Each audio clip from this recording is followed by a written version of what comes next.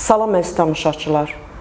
Haqq qəzetinin internet televiziyası Xalq TV efirdədir. Bugünkü müsahibim Azərbaycan Bəstəkarlar İttifaqının sədri, Azərbaycanın xalq artisti, Respublika Milli Elmlər Akademiyasının müxbir üzvü, Şöhrət və Şərəf ordenli, UNESCO-nun sülh artisti, görkəmli bəstəkarımız Firəngiz Əlizadədir. Firəngiz xanımın bugün iş otağına, Bəstəkarlar İttifaqına gəlmişik. 28 may bütün xalqımız üçün əlamətdar bir gündür. Azərbaycan Xalq Cümhuriyyətinin qurulduğu gündür. İstiqlal bəyannaməsinin qəbul olunduğu gündür. Məhz belə bir müqəddəs gündə Firəngiz xanım dünyaya gəlib. Elə bu bayram əhval-ruhiyyəsi ilə Firəngiz xanımla söhbətimizi sizə təqdim edirəm. Xoş gəlmişsiniz Kəmalə xanım. Bu gözəl gündə sizi Bəstəkarlar İttifaqında görmək çox gözəldir. Buyurun, sizin suallarınızı dinləyirik. Hər dəfən ad gününüz yaxınlaşanda, özü müqəddəs gündə 28 mayda dünyaya gəlmişsiniz. Kimin ağlına gələrdi ki, illər sonra o müqəddəs gün bütün Azərbaycanda, bütün Şərqdə, bütün dünyada qeyd olunacaq. Çünki biz Şərqdə ilk Azərbaycan Xalq Cümhuriyyətidir. Belə bir gündə doğulmuşsunuz. Mən istəyirəm musiqinin oktavalarından başlayım. Məhz belə bir gündə doğulmağınız, ruhunuzun hansı oktavadan başlanmasına sanki bir işarədir. Çox maraqlı sualdır. Uzun illər bilirsiniz ki, bizim bayramımız 28 apreldə idi. Hətta bizim küçəmiz də, yaşadığımız küçəmiz də 28 aprel küçəsi idi. Və mənim atam həmişə deyirdi, vaxt gələcək ki, bu küçə də 28 may olacaq və sənin doğum günün bütün Azərbaycanda qeyd olunacaq. Deməli, atanız o günü görürdü. Bəli, bəli. Və o dedi ki, vaxt gələcək ki, bu bayram burada qeyd olunacaq və sənin də doğum günün elə eyni gündədir. Və oradan da bu vaxt gəlib çatdı. Mən çox məmnunam.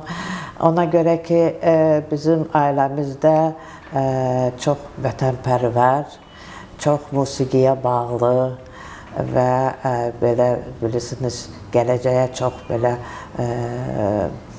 böyük arzularla, böyük diləklərlə baxan bizim ailəmiz var idi.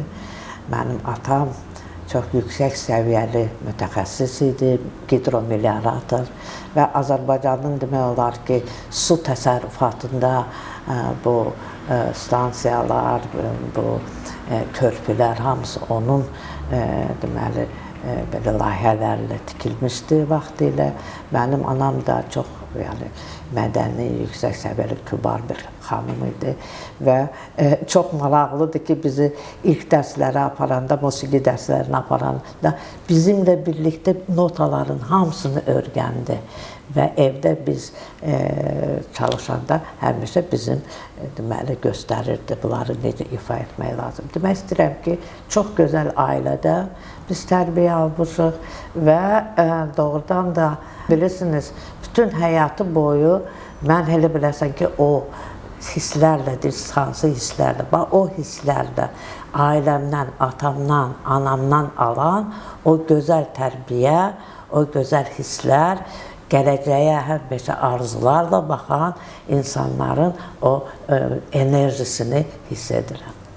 Firəngiz xanım, ümumiyyətlə bu musiqi sahəsinə gəlməyiniz, notlar aləminə ürəyinizi, qəlbinizi verməyiniz kiçik yaşlarınızdan yəqin ki olubdur.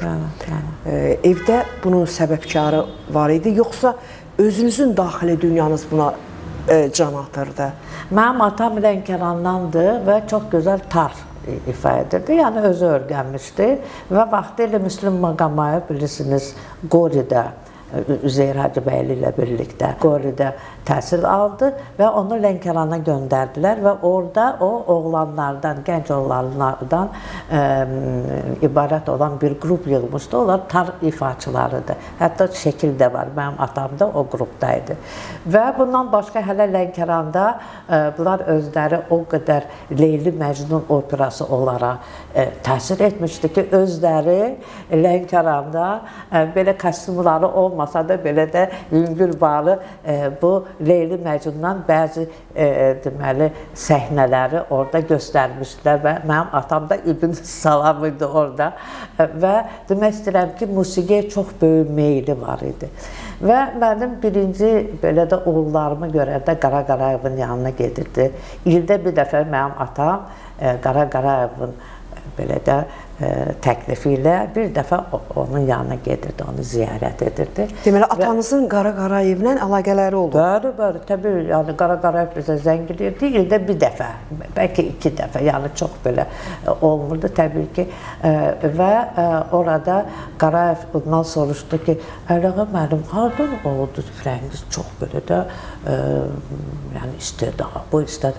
Dedi ki, bilirsiniz, onun uğurlarını mən görəndə başladım düşünməyə ki, doğrudan hardan Firəngizdə belə, yəni musiqiyə məhəbbət, belə deyərdim mən, o musiqiyə bağlılıq, hardan gəlir. Və deyir, mənim yadıma düşdü ki, mənim babam, yəni mənim ulu babam, belə çıxır da, ki, vaxtı ilə Lənkəranda birisi çox dindar insana və o məsciddə əzən oxuyurdu.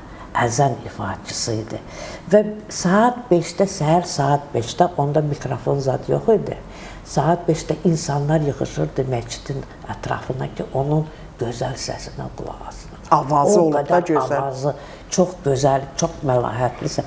Deyir, mən düşünürəm, bəlkə oradan gəlir, buradan görür ki, bizim yəni ailəmizdə musiqiçi olmayır. Oradan da mənim həyatımda möcüzələr çoxdur. Ən çətin zamanlarımda belə vəziyyət yaranıb ki, düşünmüşəm, nə olacaq? Yəni, heç bir çıxış yolu yoxdur. Mənim həyatım çox maraqlıdır, yəni o baxımdan ki, ən çətin vaxtlarda belə oturursan, düşünürsən ki, nə olacaq? Bilirsiniz, müharibə oldu, çox çətin vaxtlar biz keçirdik, gənc ailə idi, uşağımız var idi. Yəni, çox çətinliklərlə üzləşdik. Və oturub düşünürsən, nə olacaq, bu işlər hara gedir və həmişə hardansa birdən o tunelin deyirlər, axırında işıq, birdən gözlənilməz bir hadisə olur və tamamilə yeni qapılar açılır. Misal üçün, bir dəfə, mən 90-cı ilin başlanğıçları idi, Amerikadan birdən Kronos Kvartetin birinci violin ifaçısı David Harrington telefon zəngilir, götürürəm İngilis dilində. Frangiz, I'm very, very happy. Mən də deyirəm, Allah, bu kimdir görəsən, hardan zəngilirlər. Bunlar deməli Schönberg, mən orada 88-ci ildə olmuşam, 89-cu konsertim olub falan. Və orada mənim əsərlərimin yazıları qalıb Los Angelesdə. Bunlar da San Francisco'da, Los Angelesdə mənim əsərlərimi eşidib. Onlara o qədər təsir eləyib ki, orada mənə zəng eləyir Bakıya. Onda Sovet İttifaqı hələ mövcud idi. Deməli, zəng eləyib Moskvaya. Moskvadan mənim telefon nömrəsini buna veriblər və o Bakıya mənə zəng edirlər və ən mənim belə çətin vaxtında ki, nə olacaq? Ay Allah, hara gedir bu hadisələr və 90-cı ildə də indi faciəvi bizim belə deyək. Ağır illər. Ağır illər. Hə, o zəng edir, mən sizin musiqimizə valeyhəm, sizə yeni əsər sifariş etmək istəyirik, biz sizin əsərinizə hər yerdə, mən də başa düşmürəm, o qədər mənə belə şok olmuşam. Yəni bu bir.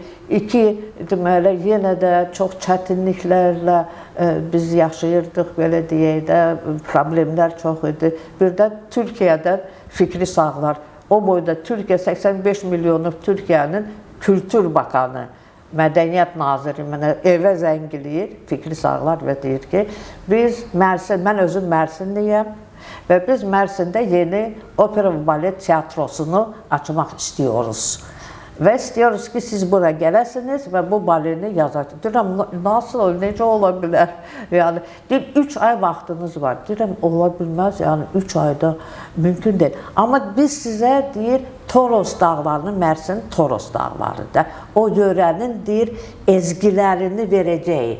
Yəni, ezgilər onların xalq mahnılarını, melodiyalarını sizə verə bilərik və siz onların motivləri əsasında bəli, istifadə edərək bu əsəri yazarsınız. Dedim, onda ola bilər, yəni çox maraqlıdır. Üzr istəyirəm, Firəngiz xanım, məhz siz Mersin Teatrının, opera və balet teatrının açılışında siz Boş Beşik əsərini yazmışsınız. Sizin əsərlərinizin adları ilə bağlı mən sizə suallarım olacaq. Çox maraqlı adlar var, seçmişsiniz və bu sizin öz musiqi aləminizdən, dünyanızdan gəlir, ya dünyaya baxışlarınızdan gəlir, mənə maraqlıdır. Yəni, eyni deyil. Boş Beşik, çox maraqlıdır. Boş Beşik deməli, bunların çox belə məşhur bir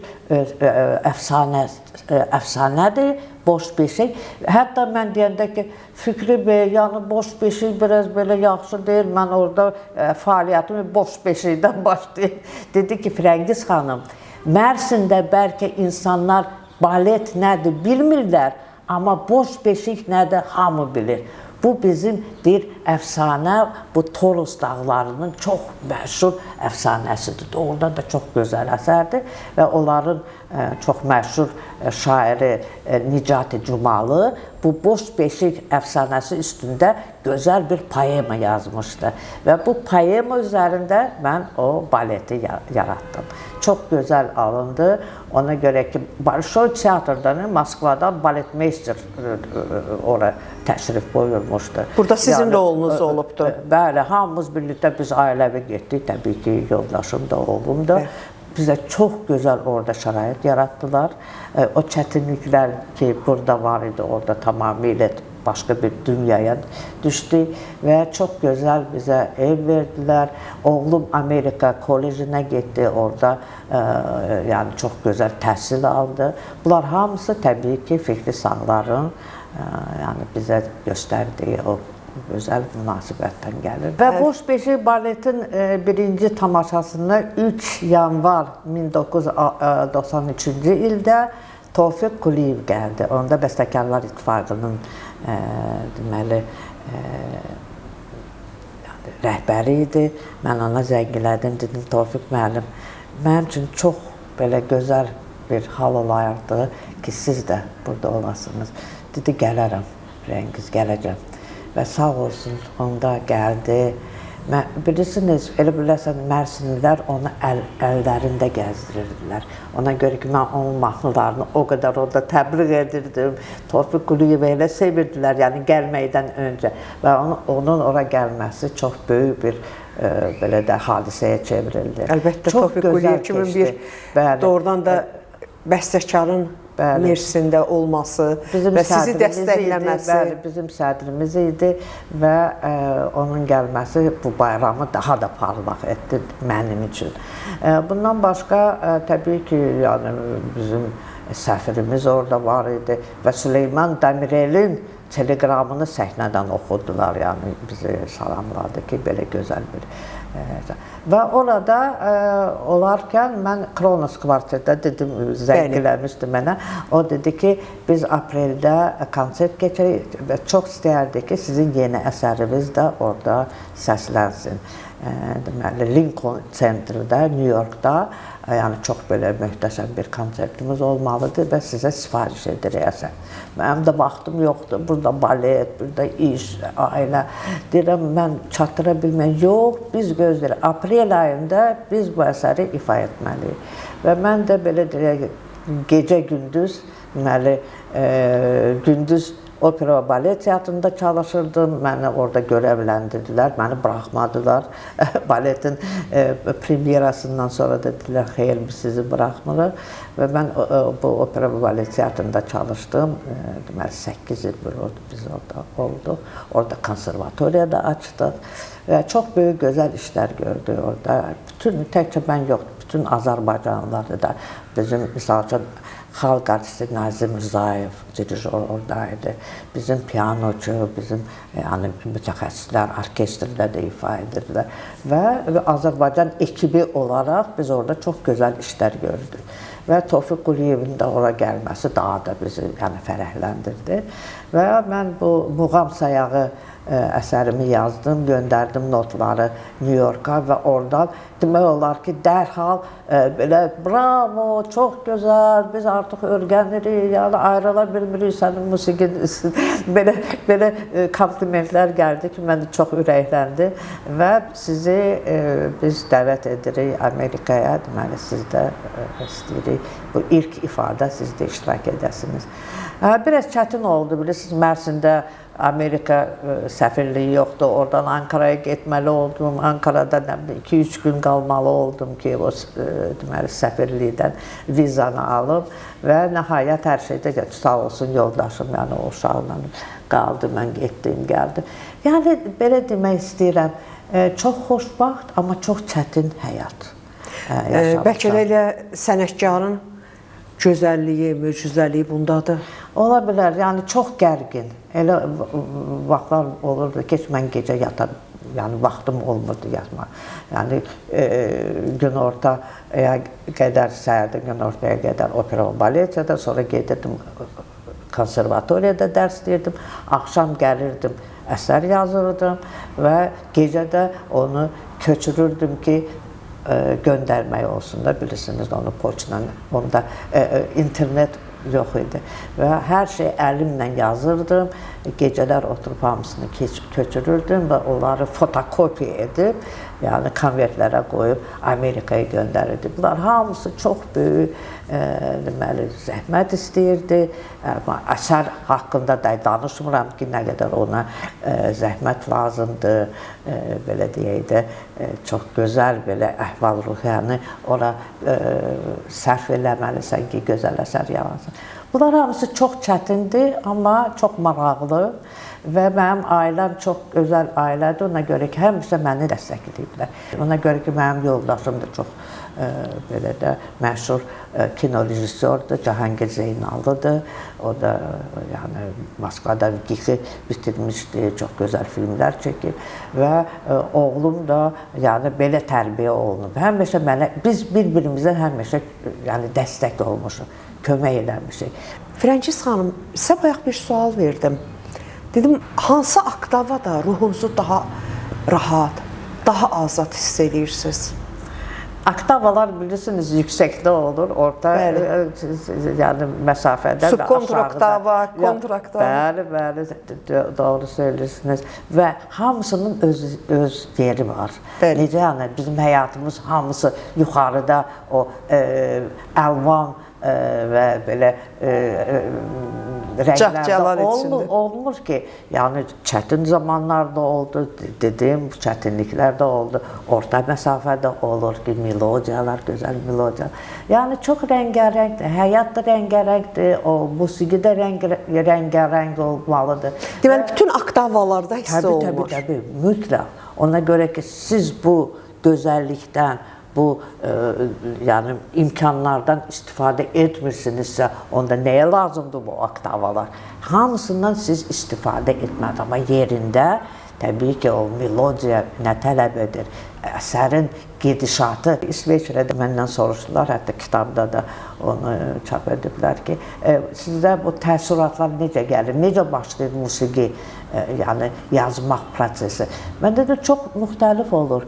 Küçədə gedirsən, birdən eləyirsən, sənin qulağına kimsə nəsə belə oxudu, bir melodiya oxuyur. Baxırsan, yəni belə bir şey hardan oldu? Gedirsən, yenə də eləyirsən, eyni. Və o rock opera Ağatlı oğlanın əfsanəsi belə gəldi. Eləyirsən, kimsə mənim qulağıma o melodiyanı yəni pıçıldadı. Ya da ki, görürsən, çox gözəl mənzərədir. Yəni, belə adama təsir edir. Mən Səttar Baxruzadənin o mənzərələrini bayılır, ölürəm onun üçün. Səttar Baxruzadə kimi gözəl rəssam Mən bilmirəm, dünyada var, yoxsa yox. Siz o əsərlərə baxanda da ruhunuz yenidən... Yəni, o mənzərəyə baxırsan, sonra görürsən ki, doğrudan da təbiətimiz gözəldir, belədir. Yəni, bu insan onu əks edə bilib. Və Amerikadan mənim operamın libretto müəllifi gəlmişdi, Amerikadan xanım. Biz onunla getdik İncəsənət Muzeyinə. Yəni, belə gəzirdi, o da baxırdı, danışa, bu budur. Və birdən Səttar Baxuvzadənin o böyük tablosu var, Royal olan yerdə. Qadıncığaz belə dondu, qaldı, belə baxır, danışa da bilmir. Dedim, what's happened? Nə oldu sizə? Dedi, ay, çox gözəl. Yəni, insanlara belə tox elə biləsən, belə çarpır insanı, bəli, belə çarpır insan. O da belə dayandı, hepsini tərpədə bilmir. Yəni, o qədər təsir edir. Mən onu etiraf edə bilərəm ki, mən çox ölkələrdə olmuşam. Dünyada Azərbaycan xalqı kimi musiqidə istedadlı xalq yoxdur. Rəngiz xanım, bir əsəriniz var, adı Zikirdir. Özünüz zikr edirsiniz. Olur belə yəni dəqiqələr həyatımda, bəli, olur. Yəni çətinliklərdə insan özünü çox belə gərgin hiss edəndə, təbii ki, hərənin öz metodu var, mənim də zikr metodum var. Bilirsiniz, hamı belə qıraqdan baxanda elə bilir ki, mənim həyatım çox belə gözəl, uğurlu olacaq. Amma çətinliklər çox olur və mən Tanrıya çox böyük belə hisslər keçirirəm ki, sağ olsun Allahım ki, mənə bu gücü verib ki, bu çətinlikləri yarıb gedə bilim, öz yolumu gedə bilim. Rəngiz xanım, siz təsdiq edə bilərsinizmi ki, ən böyük əsərlər, ən dahi əsərlər də elə çətin işlərdə, dözülməz həyatlarda yaşanır. Düz deyirsiniz. Mən deyərdim ki, dahilərin elə özü də həyatın ağır anlarında dünyaya gəlir. Bəlkə elə o çətin işlərin içərisindən bir işıq yanmalıdır. Mən gənc bəstəkarlara da deyirəm, onlar gəlirlər, mən söhbət edirəm, onlar da öz çətinliklərindən danışır. Deyirəm ki, həmişə Üzeyir Hacıbəylini yadınıza salın, Mozart'ı yadınıza salın, Beethoven'i. Onların həyatını oxuyun, öyrənin və görün. Nə qədər çətindir. Bəstəkar olmaq, bu, bilirsiniz, yəni o qədər sanki sən dağlardan bir yol açırsan. Dağlardan bir belə çətinliklərlə bir yol açırsan və o günəşə gedirsən. Yəni o füqləri açırsan. Çox çətin yoldur, amma dayanmaq olmaz. Yəni geri yol yoxdur.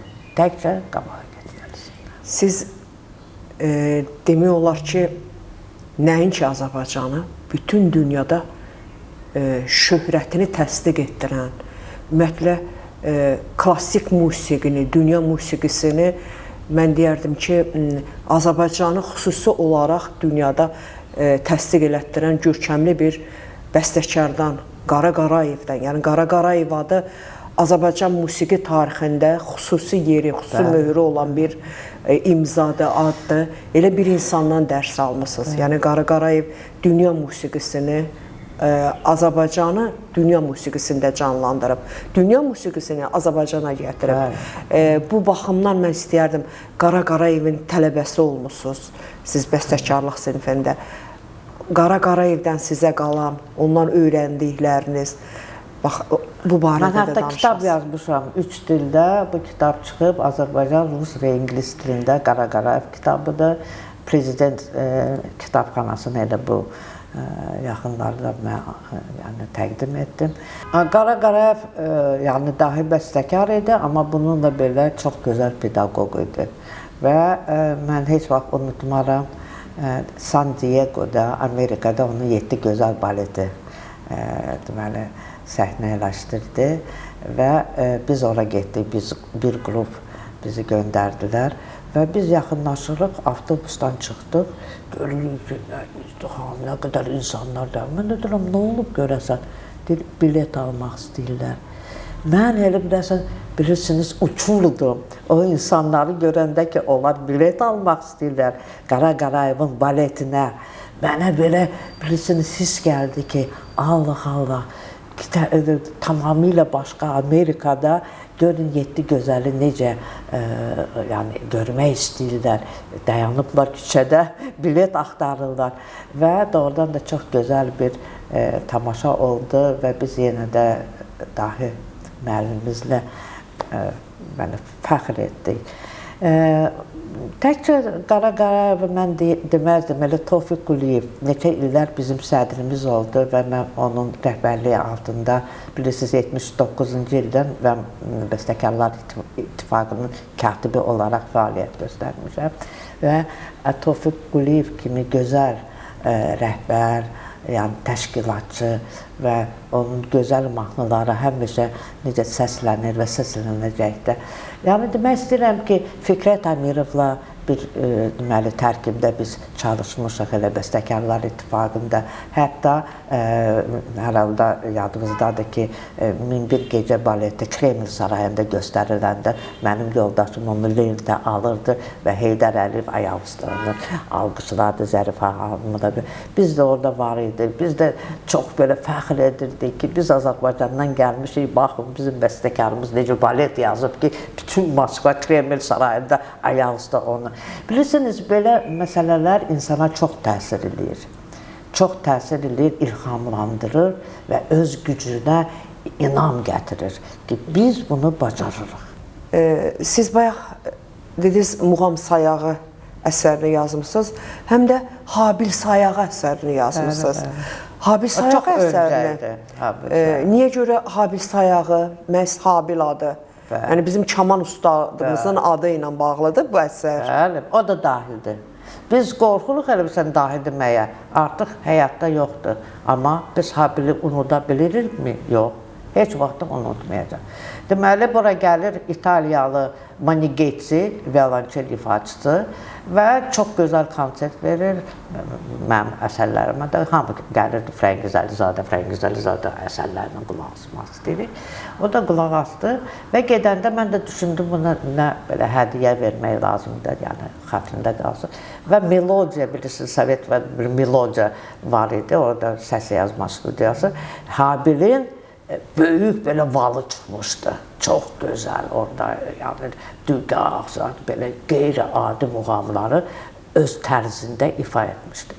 Mən bayılırdım, yəni onu qulaq asmaqdan və Manigetsi gedəndə dedim ki, mən sizə bunu təqdim etmək istəyirəm, qulaq asın. Bir həftə keçmədi, adam mənə belə məktub yazdı ki, mən bu musiqidən tamamilə yəni özümü itirdim, mən göylərə getdim, yəni haraları, yəni bu necə musiqidir? Siz Habil kamanından olan o diski vermişsiniz də ona? Diski də, hə, bütün solo. Böyük vallar var idi, onu vermişsiniz. Melodiyada çıxırdı. Təkcə orada bir zərb aləti, onu müşahidə edir, yəni solo. Bu da qulaq asıb, özü axı simli alətin ifaçısıdır, ona çox təsir edib ki, necə xırdalıqlar var, necə ifa edir. Deyir, mən istəyirəm ki, siz bir əsər yazasınız, mən sizin musiqinizi də çox bəyəndim. İstəyirəm ki, yəni Habilin o tərzini violonçelə keçirəsiniz. Mən də yazdım ki, nə deyirsiniz, yəni necə ola bilər, violonçel hara? Kamançal o, çox belə də nəcib, belə səsləri çox belə də insana toxunan, çox müxtəlifdir onların tembrları. Dedi, eybi yoxdur, mən oxşadaram. Siz yazın, mən o əsəri ifa edəcəm. Və yavaş-yavaş addım bu əsər ortaya gəldi və 79-cu ildə Leningradda, onda Leningrad dedilər, indi Sankt-Peterburgda, Filarmoniyasında bizim konsertimiz oldu. Mən həm fortepiano ifaçısı kimi orada ifa etdim, müşayiət etdim Manigetsini, həm də ki, axırda konsertin sonunda biz Habil Sayağının premyerasını, ilk ifasını, ay aman, Bütün filarmoniya ayaq üstə durub belə bizi alqışladı. Və biz gedirik, qayıdırıq və nəhayət bizə dedilər ki, xahiş edirik, təkrar edin, yəni bu alqışlar durmayacaq. İkinci dəfə biz ifa etdik və çox belə gülməli idi, hamı da söyledi. Siz Habis ayağını eşitmişsiniz, deyir, yox. Onda siz heç nə eşitməmişsiniz. Deməli, Leningradda musiqiçilər bir-birlərinə belə deyirdilər. Hətta mən də eşitmişəm, dedi, siz Habis ayağını eşitdiniz, yox, onda siz heç nə eşitməmişsiniz. Belə söhbət var idi. Çox uğurlu oldu. Habil Əliyev özü necə qarşıladı sizin? Var, onun yazısı da var, eşitmişsiniz hər halda, kitabda da var. O deyir ki, mən Azərbaycan üçün, Şərq üçün bu musiqini ifa etdim. Firəngiz Əlizadə mənim ifamı bütün dünyaya yaydı. Mənə görə Azərbaycan xalqı ona çox minnətdar olmalıdır. Bu kitabda da var, bunun led yazısı da var. Firəngiz xanım, 2019-cu ildə siz beynəlxalq Ağaxan mükafatına, bu mükafatdır ki, yer üzündə ən məşhur bəstəkarlara, tanınmış bəstəkarlara verilir və çox qürur vericidir ki, Şərqdə, Avropada yeganə ilk qadın olaraq siz bu mükafata layiq görürsünüz. Mən istəyərdim bu barədə biraz məlumat verəsiniz. Bu, deməli, Nəsimi İlahilər əsərimi çox böyük uğurla Amsterdamda ifa olundu. Konsert Gibaunun sifarişi ilə yazılıb. Təsəvvür edin, 120 nəfər orkestr ifaçısı, 85 nəfər xor ifaçısı və solo, bariton, yəni Nəsiminin səsi belə deyək. Və bunlar çox gözəl, yüksək səviyyədə ifa etdilər. İngiltərədən gəlmişdi Martin Brabins, dirijor və bu doğrudan da çox gözəl ifa oldu. Dərhal bunun diski də çıxdı Amsterdamda və bu əsər belə deyək də bir pajar kimi hər yerə yayıldı. Və mənə təklif etdilər ki, bu əsəri siz göndərin. Deməli, bizim belə bir müsabiqəmiz olacaq və orada səslənsin, görək də, yəni təəssürat necə olacaq. Mən də göndərdim, o diski göndərdim, notları da göndərdim və Ağaxan həzrətləri özü eşidəndə dedi, bu əsəri kim yazıb? Dedilər, bir qadın bəstəkar Azərbaycandan. İlk dəfə mən bu bəstəkara bu mükafatı vermək istəyirəm. Mən o kadrlara baxmışam, Portuqaliyanın prezidenti, sonra Şahzadə Amin və bir də ki, o mükafatın təsisçisi sizə həmin mükafatı təqdim edirlər. Doğrudan da çox qürur verici anlardır.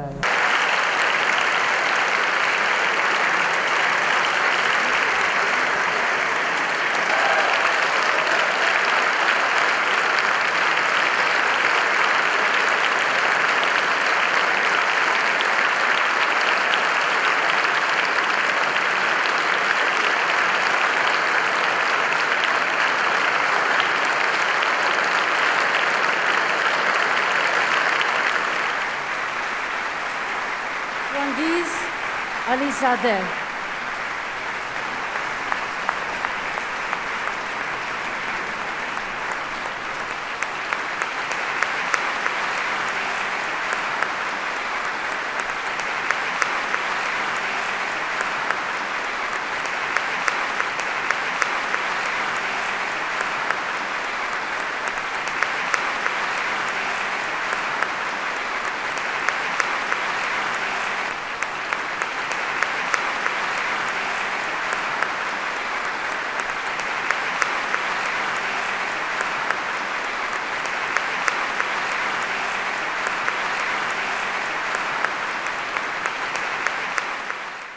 Nəsimi ilə bağlı sizin 2 əsəriniz var.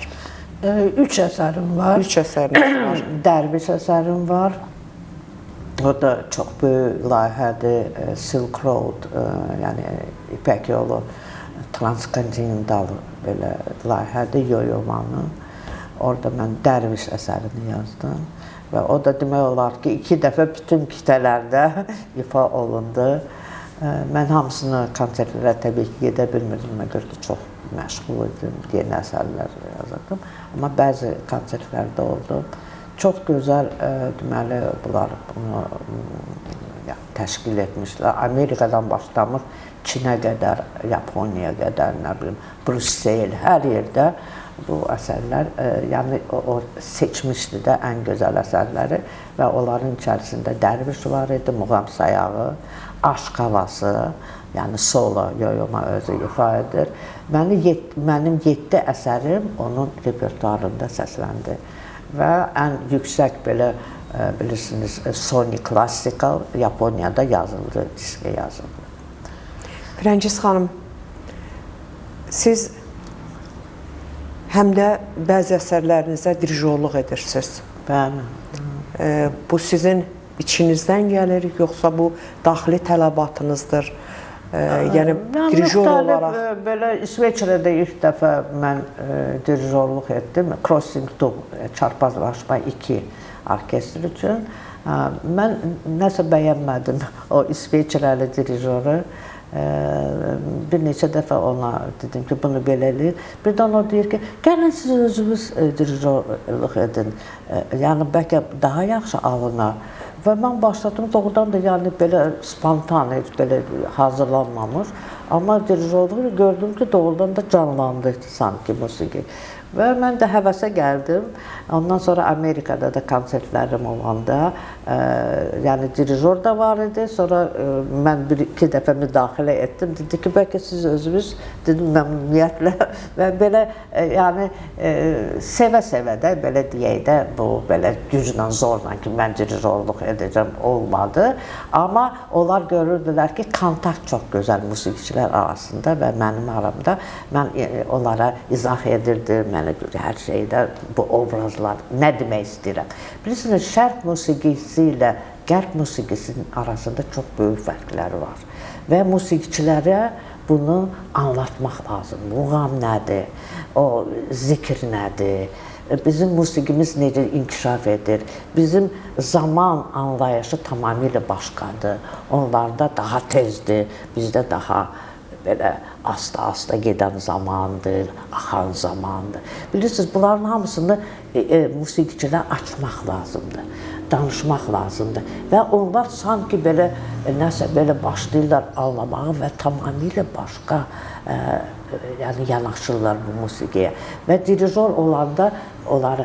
Mən indi Azərbaycan musiqisində bəlkə siz sual verməmişsiniz, bunu da əlavə etmək istəyirəm. İndi bizim musiqimizdə nədənsə bu məşq, yəni belə də anlayışı itib. Məşq çox vacibdir. Niyazinin məşqlərində bilirsiniz, nə qədər söhbətlər olurdu, izah edirdi, danışırdı musiqiçilərlə, deməli, təmasda olurdu. Nədirsə, bu proses yoxa çıxıb, gəlir 2 dəfə beləcə, bəstəkar gəlib deyir, məşq, yox, oldu məşq, necə yəni? Bəstəkar danışmalıdır, qulaq asmalıdır, bəyənməlidir, bəyənməməlidir, dirijora, yəni, xahiş etməli, bəlkə bunu belə eləyək. Firəngiz xanım, günün hansı saatlarında daha çox yazmaq istəyirsiniz? O da bir sizə gecə saatlarında. Yəni, sükut olmalıdır, heç kim mənə dəyməməli, telefon zəngləməməli, heç nə tərpənməməli və mən konsentrasiya olmalıyam. Bu çox çətindir. Əsəri başlayanda bu sükut olmasa, sən başlaya bilməzsən. Ona görə ki, sən o konsentrasiyanı yaxalamasan, olmayacaq. Amma artıq əsəri başlamışsan, gedir, o hər şey ola bilər. Hətta orada televizorda ola bilər, sən öz içindəsən. Artıq sənə mane ola bilməz. Amma o ilk səsləri yaxalamaq, o, bilirsiniz, elə biləsən, belə ətrafında olan səslərdən nəyəsə sən konsentrasiya edib yaxalayırsan. Aha, budur. Bunun yolu budur. Və başlayırsan artıq bu prosesə girməyə. O çox çətin məsələdir. Çox çətin və sükut olmalıdır. Tamamilə, elə biləsən, sən özünün içinə belə dərq olmalısan. Firəngiz xanım, 28 may sizin doğum günü, İstiqlal bəyannaməsinin qəbul olunduğu tarixi gün ürəyinizdən hansı musiqi keçər? o musiqini royalın arxasında çalasınız? Mən marş yazmışam, Qələbə marşı. Mən özüm bilməm, bəlkə bu təvəzzökarlıqdan uzaqdır, amma mən çox sevirəm mənim bu Qələbə marşımı və onun sözlərini də özüm yazmışam, musiqisini də özüm. Mən o gecəni yatmamışam və bu marşı yazmışam. O da sizin bir bəstəkar yəni inanılmaz ruhunuzdur. Bir şey. Və səhər biz bunu öyrənəndə mən inanmadım, yəni mənə bu qədər bir möcüzə kimi. Mən bu marşı gecə, deməli, həm sözlərini, həm də musiqisini yazdım. 2020-ci ildə. Bəli. Deməli, müharibə başlayanda siz artıq Qələbə marşımızı yazmışsınız. Bəli.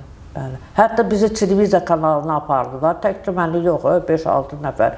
Farxad Badaqbeli, Farxad Xalılov, Anar, hamımız getdik və mən dedim, mən bu gecə bu marşı yazmışam.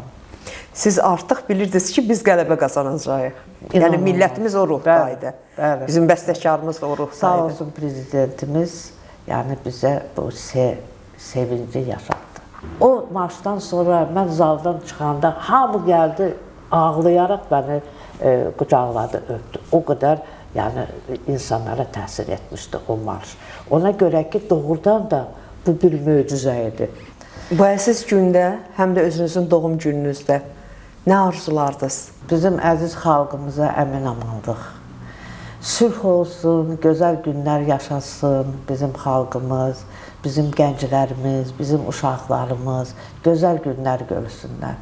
Və özümə nə deyə bilərəm, yeni əsərlər mümkündürsə, təbii ki, bu yaşda yeni əsər yazmaq çox çətindir, amma yenə də çalışmaq lazımdır. Gözlənilmədən birdən yenə də bir melodiya gələr qulağıma və onu da həyata deməli, gerçəkləşdirmək lazımdır. Mən buna inanıram. Biz də sizə can sağlığı, uzun ömür arzulayırıq və hər zaman Tanrı sizdən öz ruhunu, o gözəl ruhunu əsirgəməsin və bir bəstəkar kimi həmişə xalqımız üçün yaşayıb yaradasınız. Sağ olun, təşəkkür edirəm. Gəldiyinizə görə bu gözəl müsahibəyə. Sağ olun.